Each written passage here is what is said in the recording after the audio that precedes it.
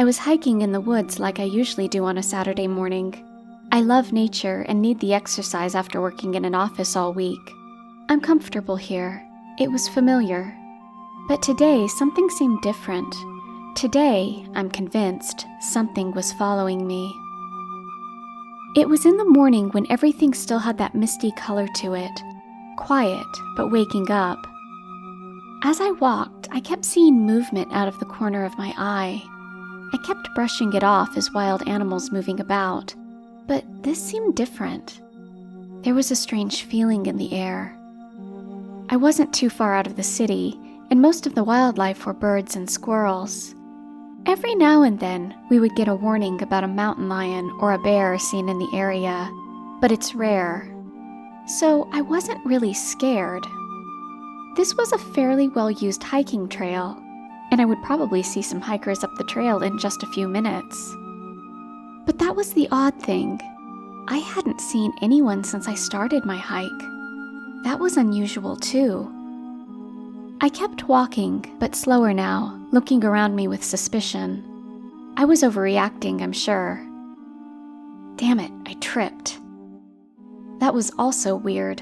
I kept getting my feet caught on things ever since I got into the woods. I started looking for invisible trip lines after the third or fourth time it happened, but I didn't see anything but leaves and twigs. What the hell? Was I just being super clumsy today? It was probably nothing. My paranoia was just making me jittery and clumsy. I brushed myself off and kept walking. 2 more minutes. Did it just get really quiet? I looked around once more. I swear I just saw something move over by that large oak tree. Okay, this was getting weird. I thought I saw a grotesque face in the tree's bark. Yeah, I know it's called pareidolia, and it's a trick of the human mind to see faces in random things, but that tree really creeped me out. Okay, it was time to nope the fuck out of there. You might laugh at me for being such a coward, but something seriously did not feel right. And I was right. I just wish I had realized it sooner. The second I turned around to run the hell out of those woods, it happened. Something did grab my feet this time, and this time I wasn't able to get back up. All at once, hundreds of vines had shot out of the ground from a tree right up the path and wrapped around my body, dragging me into it. I tried to scream, but the vines wrapped so tight around me I couldn't draw a breath. I realize now those were its roots. Those trees in the forest, they don't grow so strong and big just from the organic fertilizer made from composting forest materials.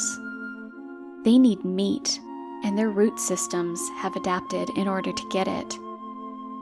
Maybe pareidolia is just a trick of the mind, but now as I lay here trapped in a little underground cove burrowed inside of this tree being slowly digested by this plant, I wonder if those grotesque faces we see sometimes in tree bark are just a bit of its victims showing through, trying to warn solo wanderers to run.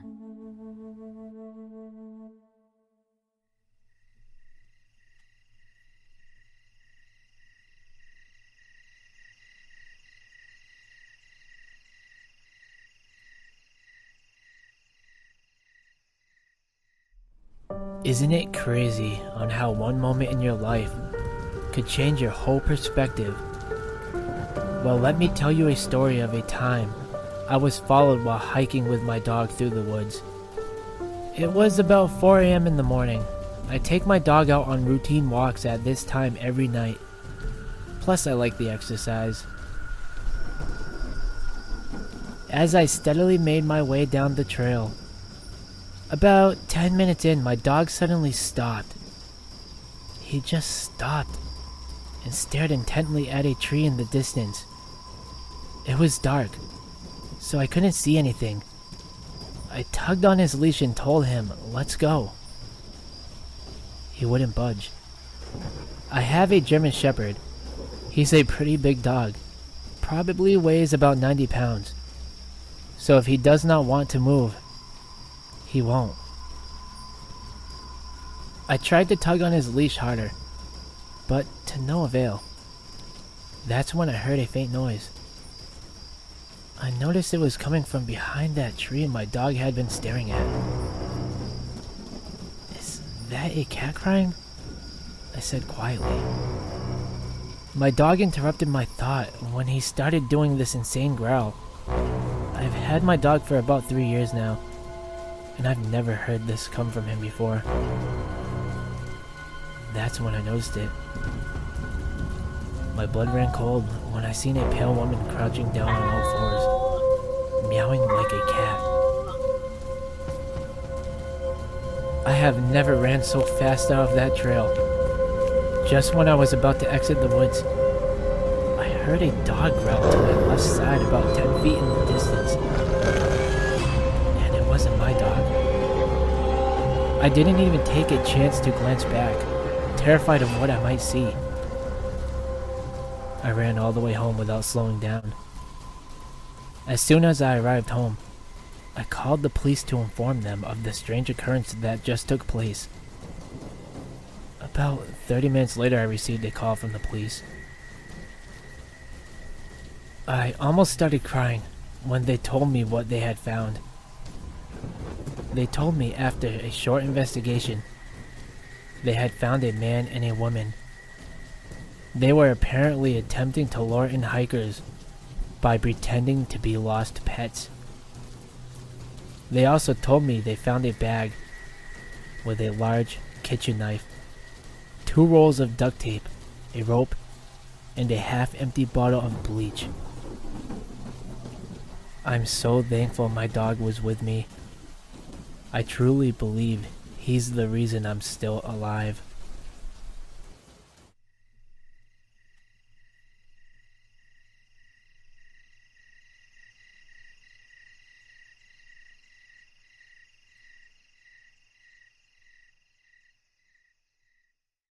My solo camping trip to the secluded valley was going great. I had the fresh, clean air, lush green surroundings of the woods, and vast stars much brighter than what I usually saw from my apartment. And best of all, the tranquility I needed to sleep after my long hike out here.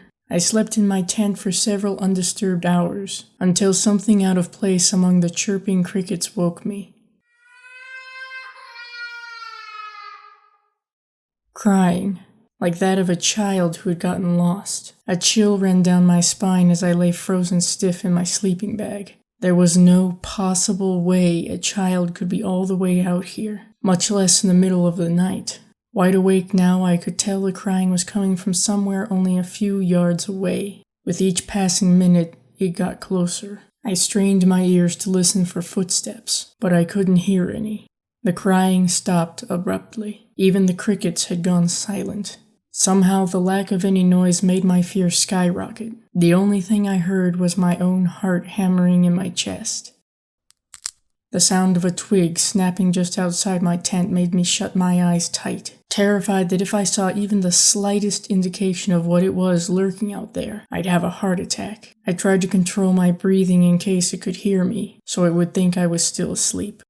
Sarah. The breathy voice sounded exactly like my father. This scared me more than the crying, because my father had died 4 years ago. How did this thing know my name? How could it mimic my father's voice? My whole body shook out of my control, though I did everything I could to remain silent. I swore I heard something brush against the right side of my tent briefly. Come out, Sarah. My father's voice was right outside now, like he was standing at the front directly facing me. A breeze carried one of the foulest odors I'd ever smelled through the fabric of the tent. My stomach turned as I moved a hand to cover my mouth and nose. I know you're awake. Why won't you give your dad a hug? I couldn't have replied even if I wanted to. I was so sure that just the pounding of my heart could be heard by it. I screwed my eyes shut tighter and tensed every muscle in my body. Once again, it was utterly silent. For what felt like an eternity, I waited for something to happen, for it to speak again. But I didn't hear a thing, and for a moment I hoped it had wandered off somewhere else. The sound of the zipper for the flap of my tent's opening sent that hope plummeting to my stomach.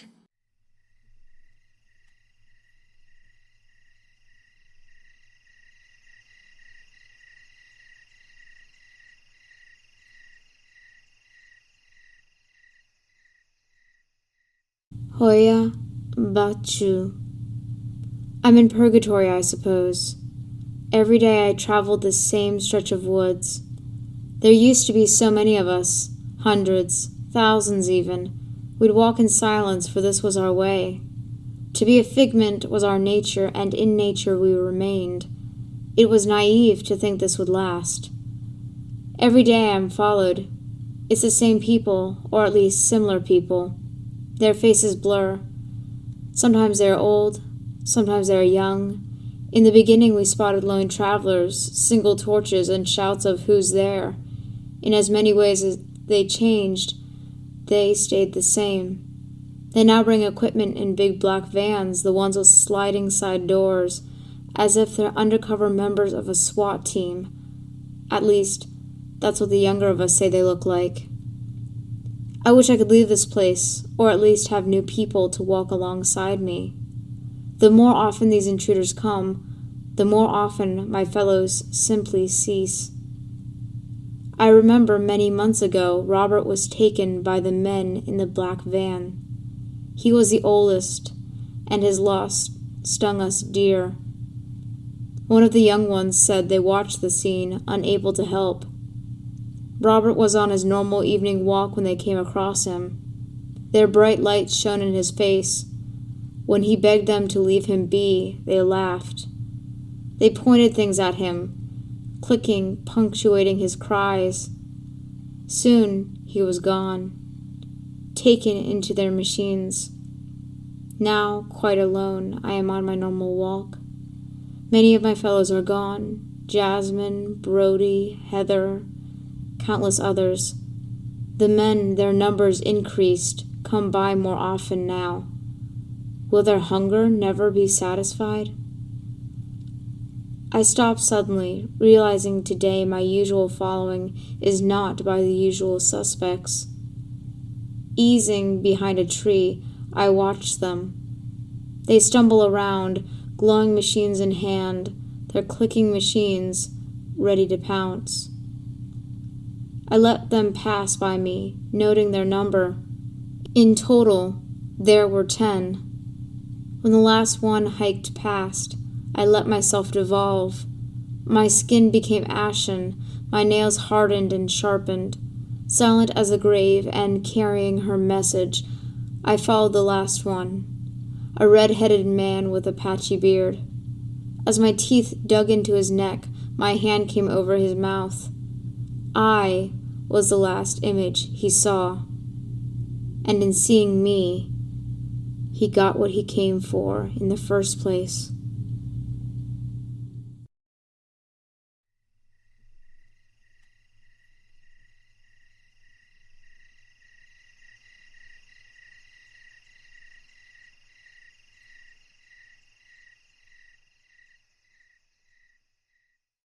You are hiking through the woods when you realize you're being followed by something. You whip around to look. Nothing. Just the woods. You continue on your nature hike for a half mile, feeling as if something is glaring at you the entire time. You look behind you again, whipping the hair across your cheeks. It's me. The perfect alternative of you, visiting your universe from my own universe. I smile and wave. One of the key rules of traveling to an alternate universe is that you have to kill your alternate self within a certain period of time, 48 hours, if you want to be able to replace them.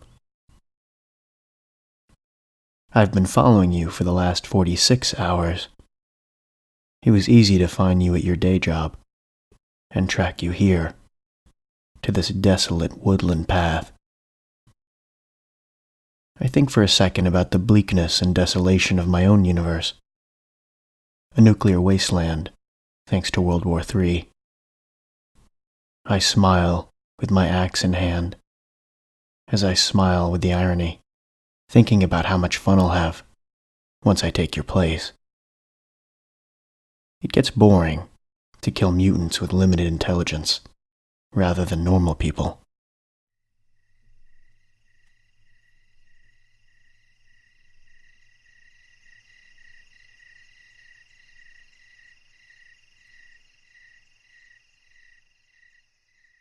I've been lost in Aokigahara for hours. I took this trip because the suicide forest has always intrigued me. I had heard that at one time it was here that people carried their elders and left them to starve to death. Plus I like Japanese culture, and this was my first opportunity to travel to Japan. I exited the train and made my way into the sea of trees at about 4 p.m., determined to discover why people come here to end their own lives. I followed a trail until it ended at a chain. A few signs along the way said things like, "Your life is something precious, given to you by your parents, and meditate on your parents, siblings, and your children once more. Do not be troubled alone." I stepped over the chain. I had no intention of killing myself, but I did intend to go as deep as I could before the sun set. I followed some blue plastic tape for the rest of my trek, and when the sun went down, I set up my tent and climbed into my sleeping bag. I read for a while because my phone wasn't getting any signal, and eventually I passed out. I awoke to the sound of nails quickly swiping across the tent fabric, that high-pitched swooshing sound of friction. In the moonlight, I saw the silhouette of a girl running from one side to the other, and then back again about every 30 seconds. I was definitely creeped out, but I had to toughen up and go out there to tell her to knock it off. I mean, it was only a young girl. I should be able to take her. When I stepped out of the tent, I checked my phone. It was 3:09. A fog had rolled in. The beams of moonlight were stabbing through it. I looked around for the girl but didn't see her. She must be hiding somewhere. I unzipped the tent flap, and as I was stepping back in, I saw her peeking around the side of a tree. Her eyes looked black, but it wasn't exactly bright out there. As I approached her, she ran. If I had to guess, she was a teenager, and she was wearing what must have been a school uniform and a black and white checkered backpack. I followed her. I'm not really sure why. I guess to find out what she was doing this deep in Aokigahara. She kept giving me the slip, though. She'd be ahead of me, but then she'd be gone, and she'd be walking away to my left, or walking parallel to me several feet away.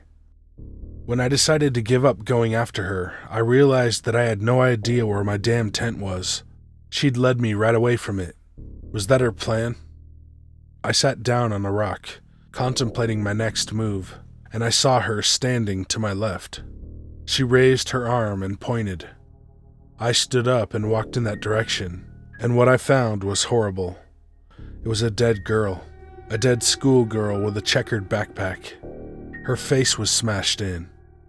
Her body laid at the foot of a very large tree, and on this tree, about 10 feet high, was a huge splatter of blood, and then a streak of it going down, like something smashed her head into it and then dragged her face on it to the ground. What the hell could have done this? There's no way she did this to herself. Suddenly, I hear heavy footfall approaching me from behind. I freeze, too scared to look. Whatever it is, it's huge and bipedal. As the footsteps get closer, I see the girl with the checkered backpack several feet ahead of me. Her black eyes are looking over my shoulder.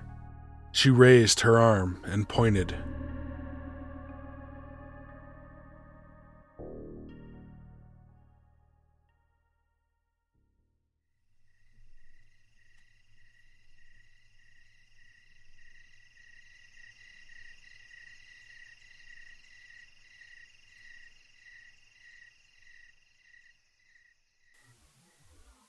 Whose woods these are?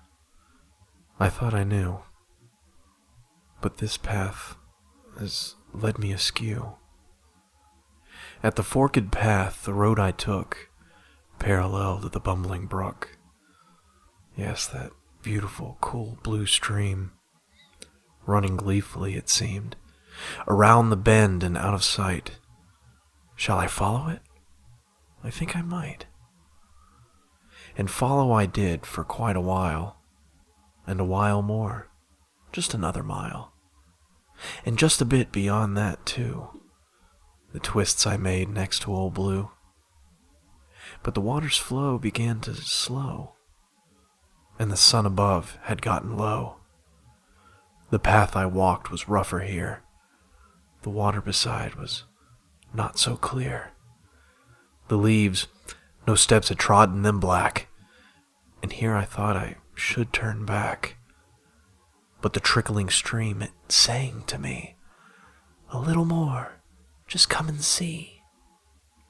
For down the unkempt trail I saw the water widen beyond its dying crawl. And so I pushed through bush and brush, in hopes to find the river rush beyond this unknown wilderness.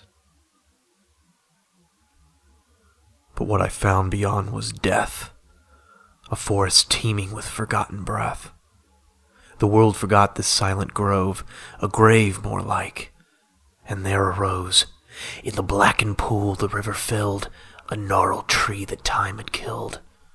The branches stretched above its watery tomb, at the heart of this place of gloom.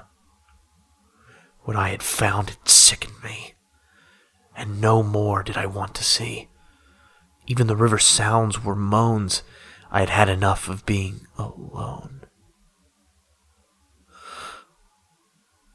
It's not just me. Not one, but two. It's not just you. It's not just you. There's something beyond the dead lake. I cannot see it, but this uncontrollable shake is spreading through my limbs and spine. These woods I've walked, they are not mine. I need to leave. I have to go. And oh my God, the sun is low. I see the sky turn a darker hue. I'm not alone. Not one, but two. Now I make haste, and turning back, to follow back this wild track, return to the singing flowing water. But my shaking continued, my ears grew hotter.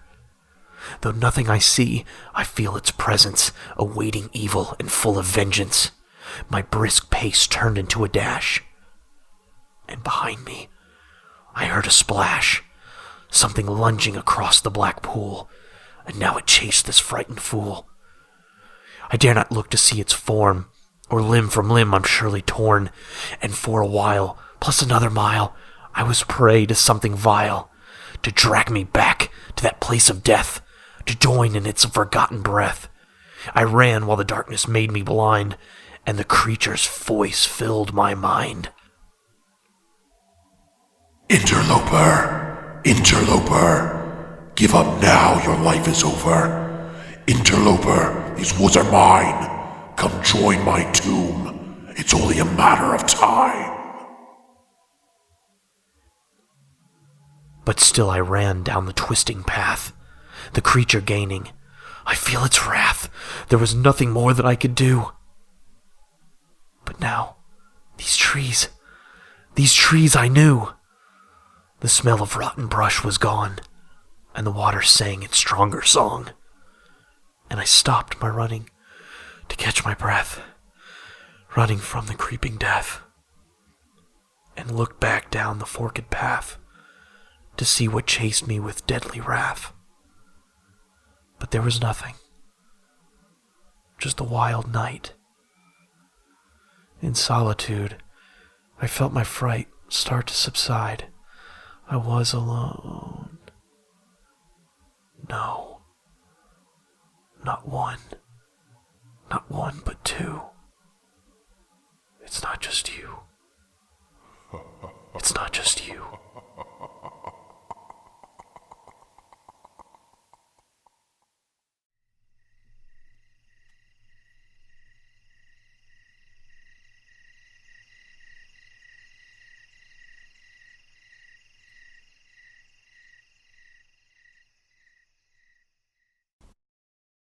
You're hiking through the woods when you start to feel like you're being followed by something or someone. You glance around quickly, looking behind your shoulder at the row of trees surrounding you in every direction. You're used to hiking these woods, so your tolerance for scary situations is fairly high. After the slight pause, you continue your hike, certain you were simply hearing things. After a few more moments, though, you hear the noise again. The light is fading quickly now, especially fairly deep in the woods like you are. You whirl around once more, your heart rate rising slightly. You think you glance something moving between the trees, behind you, and you begin to panic slightly. You start down the trail again a little faster, trying to make it to your car as fast as possible to beat the nightfall. You start to hear the rhythmic sound of footsteps coming from slightly behind you. Rather than stop, you quicken your pace, not wanting to turn around and see something horrifying. You're less than a quarter of a mile away from the parking area now. You can see the lights beginning to come on in the distance. You relax slightly. You glance behind you one more time, and you see yourself, or something that looks exactly like you, peering out at you from behind the trees, a dead expression on their pale face.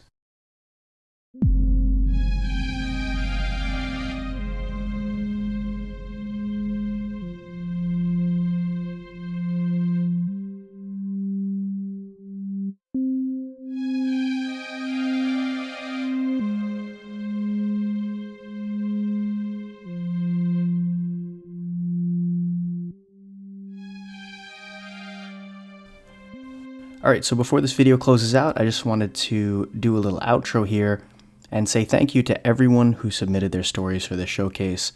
I was really happy with the turnout. I was shooting to get around 10, and I basically got that, which is really nice. I know that writing isn't some people's strong point. I know that a lot of people enjoy it, but some people struggle with writing, so it was cool to see so many people express interest in and submit their stories, and I hope to do this again in the future. Please support all the narrators who submitted stories for this and were featured in this video. Their links are in the description below.